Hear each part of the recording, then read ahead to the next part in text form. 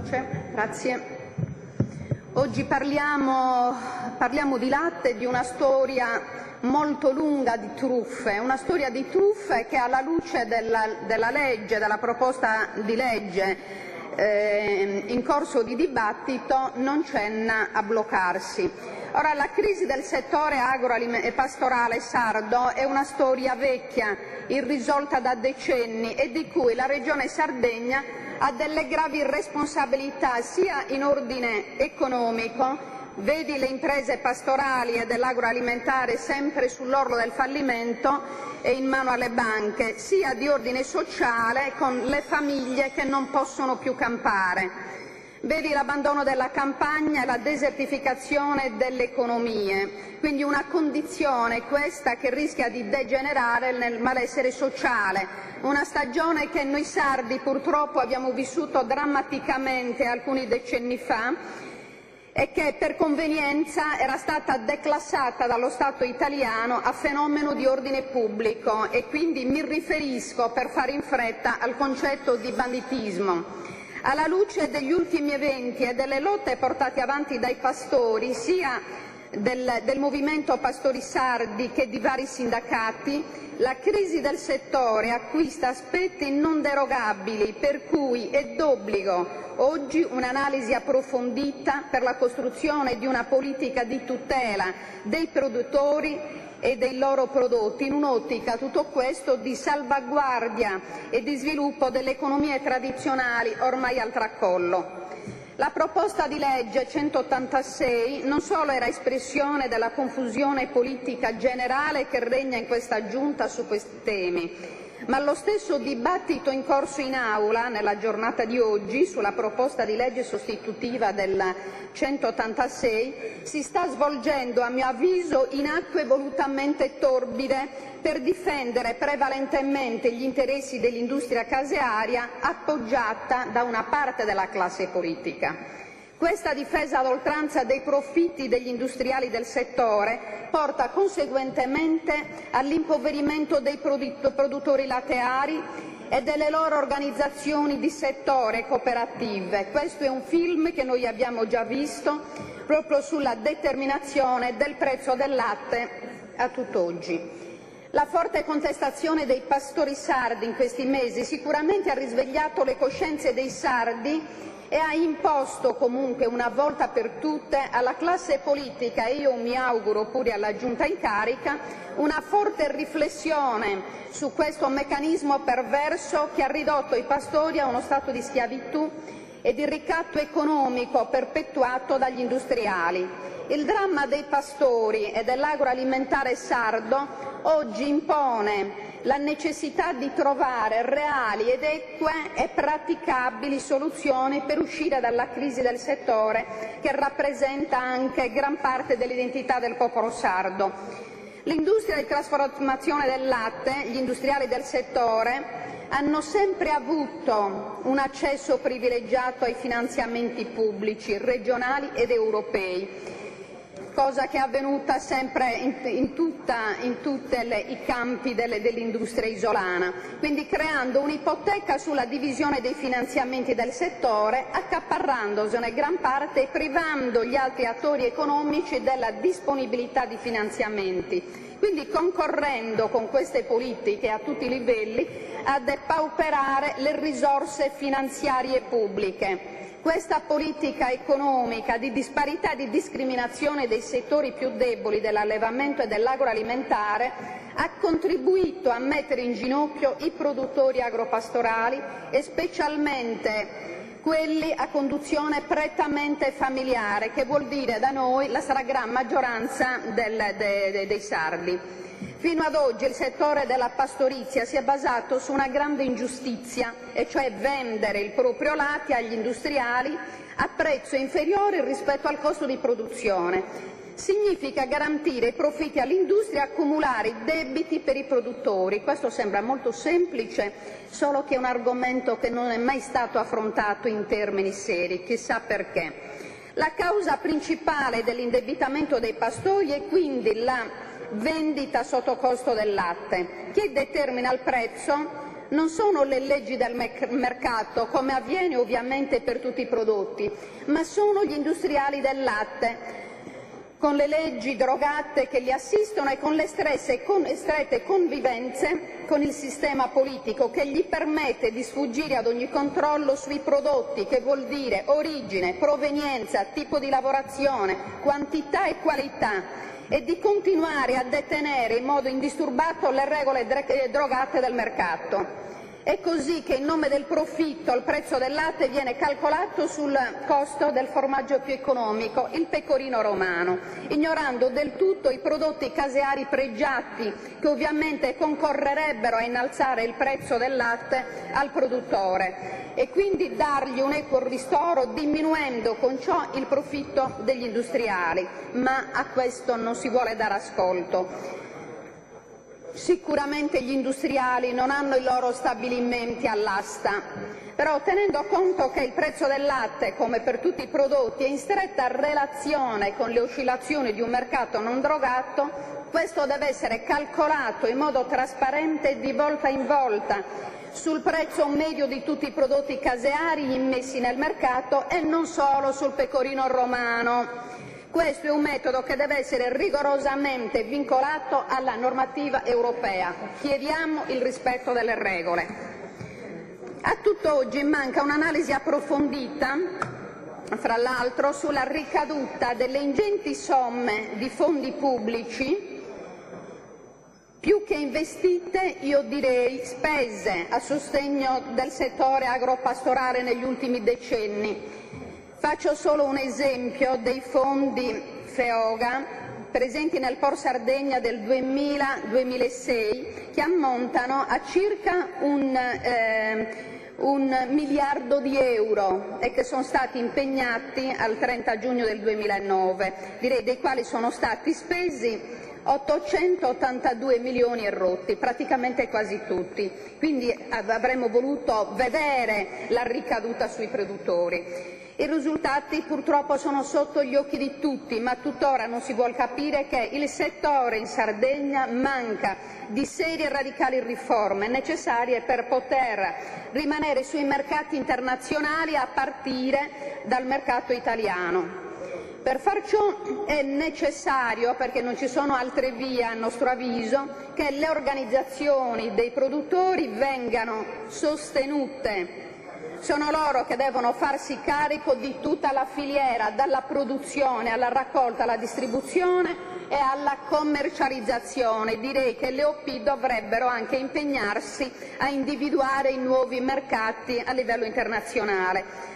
Tutto questo se vogliamo davvero salvaguardare i pastori e specialmente le imprese piccole a conduzione familiare e creare possibilità di reale sviluppo nella nostra realtà. Queste operazioni quindi devono essere proprio di pertinenza delle OP, volute fra l'altro dalle normative europee e fondate sul principio dell'autogestione, e ad esse che devono essere diretti finanziamenti pubblici per il comparto vino. Di pari passo ritengo fondamentale che si sostenga con adeguati investimenti la conversione del latte in prodotti di qualità debitamente certificati. Sono ormai condizioni minime per poter esistere in Europa e che devono essere sostenute con provvedimenti finanziari da parte della Regione Autonoma della Sardegna.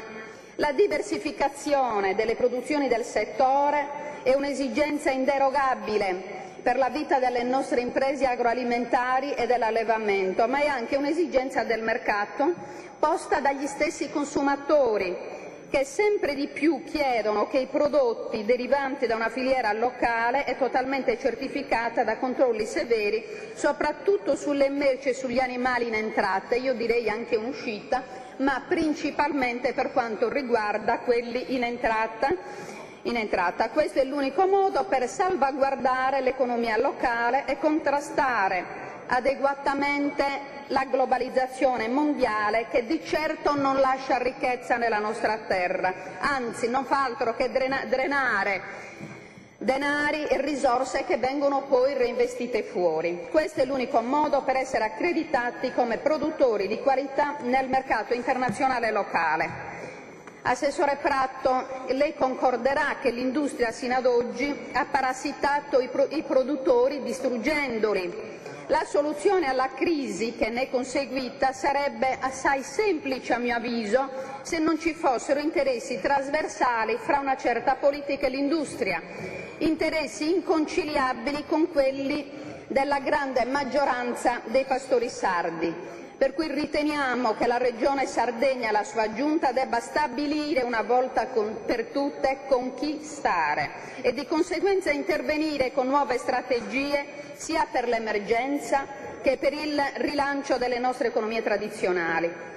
La classe politica sarda e il suo governo deve occuparsi davvero una volta per tutte in termini seri delle politiche del latte, cosa che non è mai stata fatta, se non nel 2005, se non sbaglio, dalla precedente Giunta, ma questo è stato lasciato cadere perché tutto quello che di buono viene creato stranamente nel gioco delle alternanze deve essere distrutto, perché questa è la regola del gioco vostra.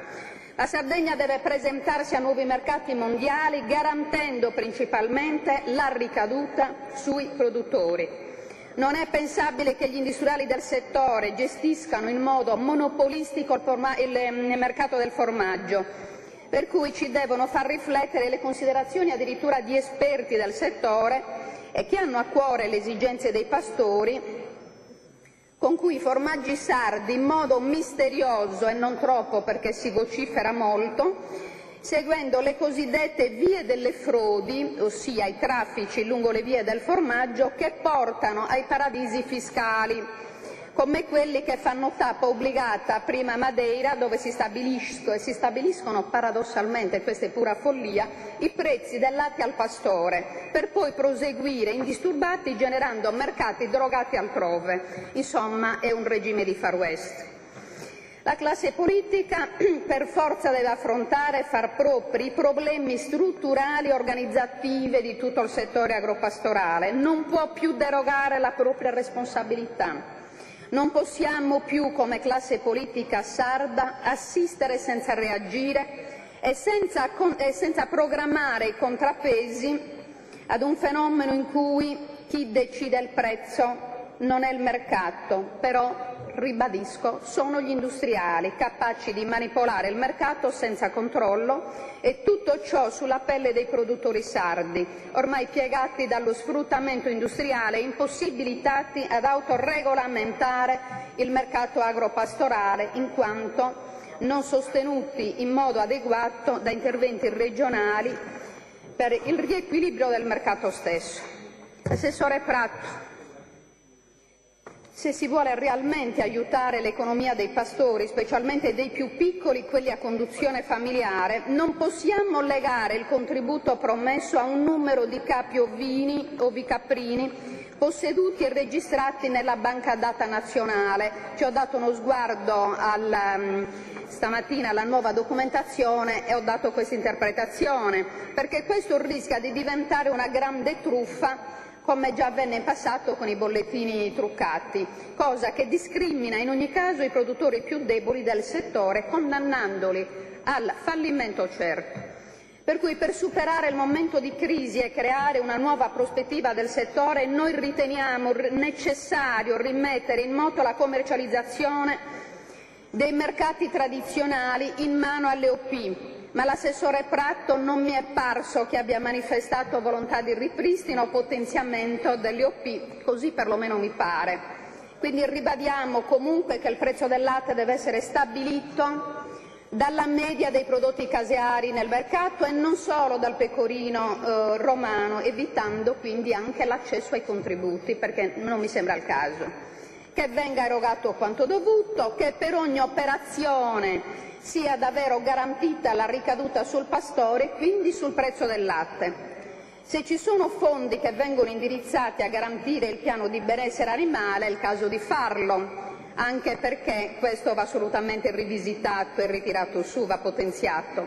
Quindi chiediamo che la Regione Sardegna ripristini l'osservatorio presso l'AORE, che considero attualmente sabotato, perché non è pensabile che l'osservatorio non dia dati certi. cioè non fornisce dati alcuni sulla produzione, sugli allevamenti, sulle giacenze di cui molto si parla oggi di pecorino romano, per le quali vorremmo anche capire dove sono le giacenze e a quanto ammontano queste giacenze. Tutto misterioso. Però, Assessore Prato, questa Assemblea legifera, quindi dobbiamo avere le idee chiare. Quindi da qui la necessità di attribuire funzioni a un organismo terzo che acquisisce formaggio e nello stesso tempo si impegna a cercare nuovi mercati. Allora, questa misura ci salverebbe sicuramente dalla Camera di compensazione, oppure si chiuda rilanciando interventi strutturali che ricadano, ribadisco, sui pastori e non sugli industriali. Ovviamente oggi stiamo parlando molto di latte, ma chi ci chiede un'assunzione di responsabilità, ci sono anche altri comparti e sono numerosi, come quello orto-serricolo, gli agricoltori dell'Assof, di cui poco si parla, eppure sono centinaia di operatori, di agricoltori, che a distanza di 2 anni dall'evento alluvionale hanno le proprie aziende in ginocchio e quindi chiedono il riconoscimento dello stato di crisi socio-economica, il riconoscimento e l'indennizzo dei dati culturali, oltre chiaramente a quelli strutturali legati sempre al dramma dell'alluvione del 2008. Però non è pensabile che a distanza di 2 anni la Regione Sardegna non dia risposte alla nostra gente. Comunque questo, Assessore Prato, è solo un esempio, potremmo passare anche la notte a parlare di altre situazioni.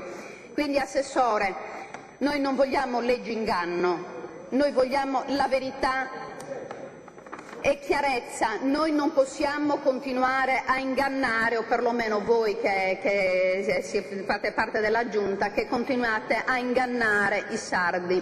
Grazie.